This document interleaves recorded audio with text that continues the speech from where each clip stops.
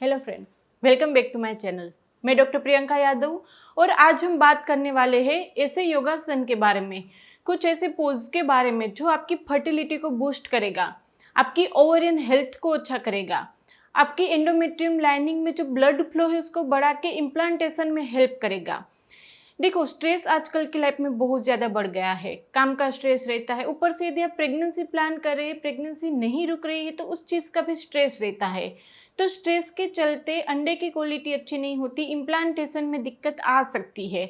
तो आपको स्ट्रेस को कम करने के लिए भी कुछ आसन हम बताने वाले हैं जो आपके अंदर स्ट्रेस को कम करेगा और इम्प्लांटेशन की प्रोसेस को फास्ट अप करेगा।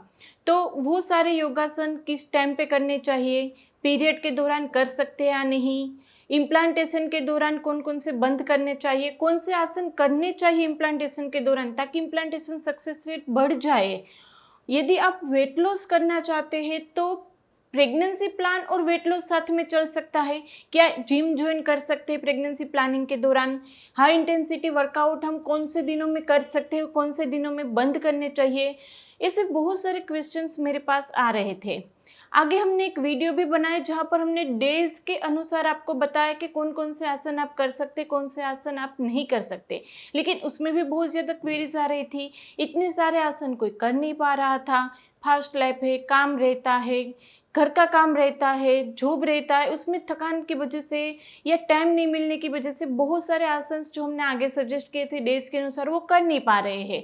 तो यहाँ पर हम कुल 5 ही आसन बताने वाले। यदि आप बहुत ज़्यादा टाइम नहीं, आपके पास दिन के 10 मिनट है तो ये 5 आसन आप कर लेंगे, जो 10 मिनट में हो जाएंगे तो भी आप वहाँ पर अपनी प्रेगनेंसी अच्छे से उसी महीने रुका सकते हैं, जो अंडे की क्वालिटी को अच्छा करेगा, इम्प्लांटेशन में हेल्प कर देगा और आपके स्ट्रेस लेवल को भी कम करेगा।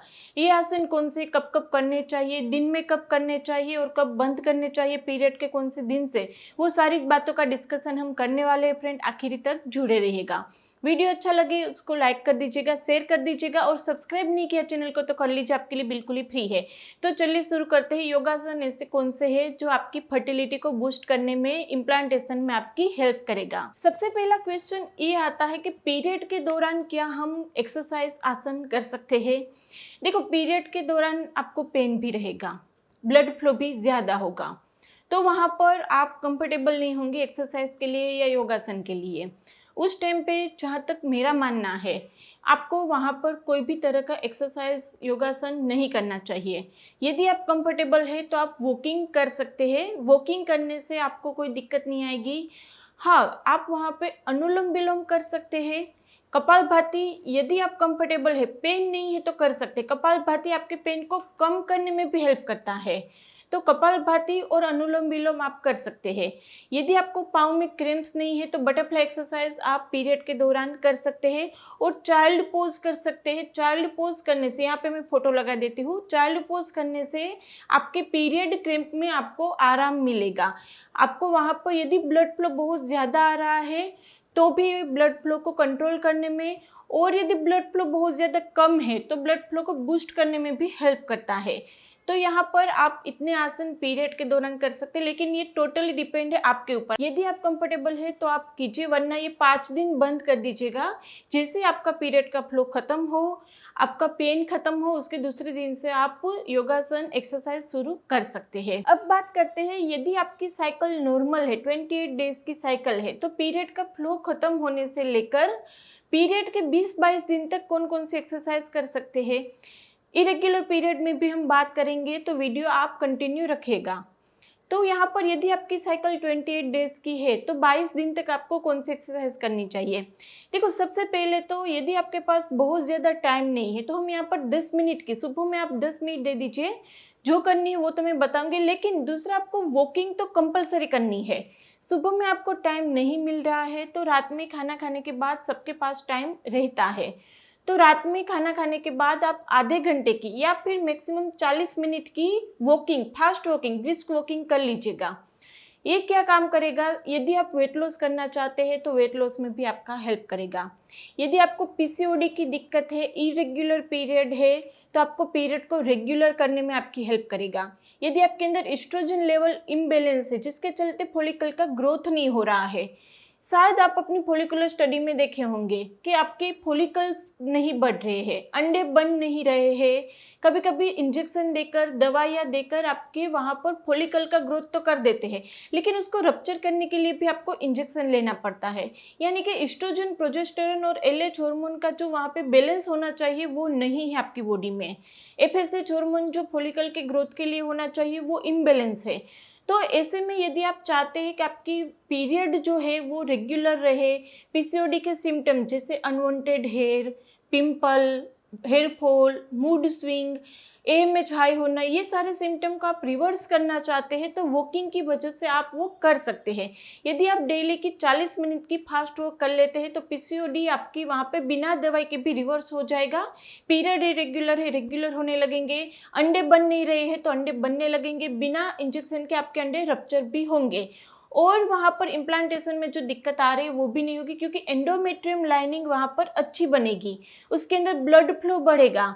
तो वहाँ पे सिक्रेटरी फेज जो होना चाहिए, जहाँ पर बच्चे को इम्प्लांट होने के लिए बेड तैयार होता है, वो अच्छे से होगा। उसके अंदर जो न्यूट्रिशन होने चाहिए वो अच्छे से मेंटेन रहेंगे, तो इम्प्लांटेशन में भी हेल्प मिलेगी।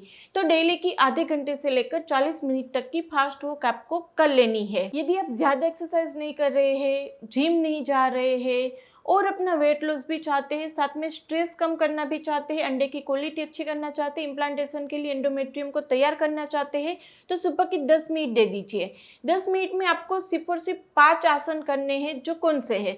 सबसे पहला आपको करना है कोबरा पोज। कोबरा पोज वहाँ पर फोटो में लगा देती हूँ। कोबरा पोज करने से आपको वहाँ पर एंडोमेट्रियम लाइनिंग में जो ब्लड फ्लो है वो बढ़ेगा, ओवरियन हेल्थ अच्छी होगी, अंडे की क्वालिटी अच्छी होगी और आपकी बच्चेदानी मजबूत होगी, जो बच्चे को वहाँ पर रख सके। कभी कभी क्या होता है कि आपको यदि बार बार मिसकैरेज की दिक्कत भी है तो भी कोबरा पोज वहाँ पर आपकी बच्चेदानी को मजबूत करने में, स्ट्रॉन्ग करने में हेल्प करेगा, जो बच्चे को वहाँ पर अपने आप अंदर रख सकती है। तो कोबरा पोज डेली सुबह में आप करनी है। बहुत ज़्यादा ना कर पाए, पहले 30 सेकंड के लिए होल्ड कीजिए, फिर 1 मिनट के लिए होल्ड कीजिए। तो कोबरा पोज आपको सुबह में करना है। दूसरा आपको करना है चाइल्ड पोज। चाइल्ड पोज करने से आपके हार्मोन बैलेंस रहेंगे, अंडे की क्वालिटी अच्छी होगी। यदि आपका एएमएच बहुत ज़्यादा लो है या एएमएच आपका बहुत ज़्यादा हाई है, एस्ट्रोजन इम्बैलेंस है, एफएसएच इम्बैलेंस है, तो उसको ठीक करने में चाइल्ड पोज हेल्प करता है। डेली का आप 30 सेकंड पहले कीजिए, फिर 1 मिनट तक उसको ले जाइए। डेली का सुबह में आपको ये करना है। ये आपकी ओवरियन हेल्थ को अच्छी करेगी, इम्प्लांटेशन में हेल्प करेगा। तीसरा है बटरफ्लाई एक्सरसाइज। बटरफ्लाई एक्सरसाइज करने से आपकी ओवरियन हेल्थ अच्छी होगी, एएमएच आपका इंप्रूव होगा और वहाँ पर अंडे की क्वालिटी भी अच्छी होगी। तो बटरफ्लाई एक्सरसाइज डेली आपको 1 मिनट के लिए करना है। तीसरा है अनुलोम विलोम और कपालभाति। अनुलोम विलोम और कपालभाति आपको पीरियड के पहले दिन से लेकर 25 दिन तक कर सकते हैं। उसमें भी अनुलोम विलोम तो आप पूरा महीना कर सकते हैं। सिर्फ और सिर्फ कपालभाति आपको 22, 23 या 24 दिन से बंद करनी, अकॉर्डिंग टू अपनी साइकिल। तो वहाँ पर आप अनुलोम विलोम और कपालभाति डेली के तौर पे करेंगे तो ये आपकी एंडोमेट्रियम लाइनिंग को अच्छा करेगा, आपके स्ट्रेस को कम करेगा, आपकी मेंटल हेल्थ को अच्छा करेगा। यदि मेंटल हेल्थ अच्छी, स्ट्रेस कम है तो अंडे की क्वालिटी अच्छी होगी और वहाँ पर इम्प्लांटेशन जल्दी से हो जाएगा। तो अनुलोम विलोम डेली का आपको करना है। कपालभाति आपको 20-22 दिन तक कर सकते हैं, उसके बाद कपालभाति बंद कर देनी है। एब्डोमेन पे स्ट्रेस है, ऐसी कोई भी चीज़ आप इम्प्लांटेशन के टाइम पे नहीं कर सकते, इम्प्लांटेशन फेल हो सकता है, उसमें एक ये कपालभाति भी आ सकती है। कपालभाति आपको वहाँ पर 22-23 दिन से बंद कर देनी है। दूसरा आपको करना है सूर्य नमस्कार। सूर्य नमस्कार 5 से शुरू कीजिएगा, 10, 15, 20 जितने हो पाए उतनी कीजिए।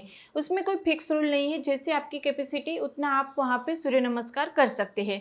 सूर्य नमस्कार करने से आपकी पूरी बॉडी में फायदे मिलेंगे। यदि वेट लॉस करना चाहते हैं तो वेट लॉस भी होगा। यदि आप इंच लॉस करना चाहते हैं, बेली फैट कम करना चाहते हैं, तो उसके लिए सूर्य नमस्कार बहुत ही अच्छा वहाँ पे उपाय है। बहुत ज़्यादा लोग ये पूछते हैं कि मेरा वेट तो अच्छा है लेकिन मेरा बेली फैट ज़्यादा है, तो बेली फैट कम करने से वहाँ पे इम्प्लांटेशन अच्छे से हो जाता है। तो मैं बेली फैट कम करने के लिए क्या करूँ? तो उसके लिए सबसे ज़्यादा अच्छा उपाय है सूर्य नमस्कार। सूर्य नमस्कार डेली के 5 तो करनी ही है, उससे ज़्यादा जितना उपाय आपको करना है। ये आपके ओवरऑल हेल्थ को भी अच्छा करेगा और इम्प्लांटेशन में भी हेल्प करता है, वेट लॉस करने में भी हेल्प करता है। तो सूर्य नमस्कार आपको डेली के करने हैं। दूसरा भी जिम ज्वाइन कर सकती है नहीं, ये बहुत ज़्यादा क्वेरी आ रही है।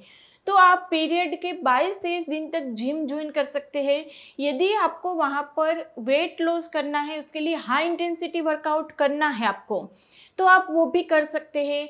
जो बेली फैट कम करने के लिए हाई इंटेंसिटी वर्कआउट है वो भी कर सकते हैं, जुम्बा भी कर सकते हैं। सब कुछ आप 22-23 दिन तक कर सकते हैं यदि आपकी नॉर्मल 28 डेज की साइकिल है तो। यदि 24-25 दिन की साइकिल है तो 20 दिन तक कर सकते हैं। यदि 40 दिन की साइकिल है तो 30 दिन तक कर सकते हैं। तो इस तरह से आप अपनी साइकिल के लास्ट के 5 या 7 दिन आपको high intensity workout, brisk walking बंद कर देनी है। हल्की फुल्की वॉक कर सकते हैं। ब्रिस्क वॉक आप 22-23 दिन के बाद से नहीं कर सकते हैं। तो वहाँ पर हाई इंटेंसिटी वर्कआउट, जिम वगैरह भी आप 22-23 दिन तक कर सकते हैं। लास्ट के 5-7 दिनों में क्या करना है, तो जैसे मैंने आगे बताया, आप ओमकार चैंटिंग पूरा महीना कर सकते हैं, अनुलोम विलोम पूरा महीना कर सकते हैं। ब्रिस्क वॉक नहीं कर सकते, लेकिन लाइट वॉकिंग आप पूरा महीना कर सकते हैं। हाई इंटेंसिटी वर्कआउट आपको लास्ट के 5-7 दिन में नहीं करना है। जर्नी नहीं करनी, ट्रैवलिंग नहीं करनी, बम्पी रोड पे ट्रैवलिंग नहीं करनी है। तो इस तरह से आप वहाँ पर लास्ट के 5-7 दिन संभाल लेंगे तो इम्प्लांटेशन फेल होने के चांसेस कम हो जाते हैं। दूसरा क्वेश्चन, इरेग्युलर पीरियड में हम किस तरह से एक्सरसाइज करें, क्योंकि इरेग्युलर पीरियड में यदि आप हाई इंटेंसिटी वर्कआउट करते हैं, एक्सरसाइज करते हैं, तो आपके पीरियड जल्दी आएंगे, आपकी साइकिल रेगुलर होने के चांसेस बढ़ जाते हैं। तो वहाँ पर आप अपना ओव्यूलेशन ट्रैक कीजिए। ओव्यूलेशन के 7-8 दिन तक आप जो भी चीज़ें करना चाहे कर सकते हैं। ओव्यूलेशन हो जाने के 7-8 दिन के बाद आप वहाँ पर माइल्ड वॉकिंग कर सकते हैं, अनुलोम विलोम कर सकते हैं, high intensity workout, brisk walking सब बंद कर देनी है। तो वहाँ पर यदि इरेग्युलर साइकिल है, एक्सरसाइज आप वहाँ पे करना चाहते हैं तो ओव्यूलेशन ट्रैक करना ज़रूरी है। ओव्यूलेशन के 7-8 दिन तक सब कर सकते हैं, उसके बाद आपको सब कुछ बंद कर देना है। इसमें से भी कुछ क्वेरी है, कुछ कन्फ्यूजन है तो आप हमें कमेंट बॉक्स में पूछ ही सकते हैं। प्रेगनेंसी नहीं रुक रही है, उसमें कोई दिक्कत आ रही है तो आप उसके लिए होम्योपैथिक मेडिसिन ले सकते हैं, जिसके लिए आप हमारी टेलीफोनिक अपॉइंटमेंट भी बुक करवा सकते हैं। टेलीफोनिक अपॉइंटमेंट बुक कराने के सारे डिटेल नीचे डिस्क्रिप्शन बॉक्स में रखी है, वहाँ पर जाके व्हाट्सएप नंबर है, उसमें इतना ही कहना मुझे अपॉइंटमेंट चाहिए, आगे मेरी टीम आपको गाइड कर देगी। वीडियो अच्छा लगे तो उसको लाइक एंड शेयर कर दीजिएगा। अभी तक सब्सक्राइब नहीं किया चैनल को तो कर लीजिए, आपके लिए बिल्कुल ही फ्री है। तो चलिए फ्रेंड, फिर जल्दी से मिलेंगे, तब तक के लिए stay healthy, stay happy, bye.